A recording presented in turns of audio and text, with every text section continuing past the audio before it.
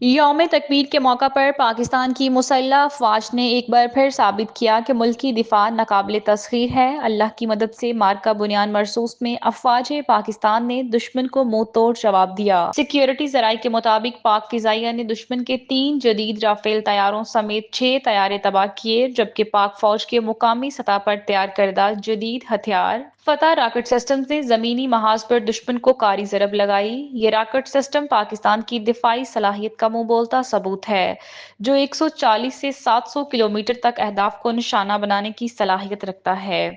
فتح 1 rocket system back وقت 8 مختلف اہداف کو نشانہ بنا سکتا ہے، جبکہ فتح 2 جدید ایونکس نیویگیشن اور منفرد پرواز کی رفتار ٹریجیکٹری سے لیس ہے۔ فتح 3 کی رینج 450 کلومیٹر ہے، جبکہ فتح 4 کی رینج 700 کلومیٹر تک ہے۔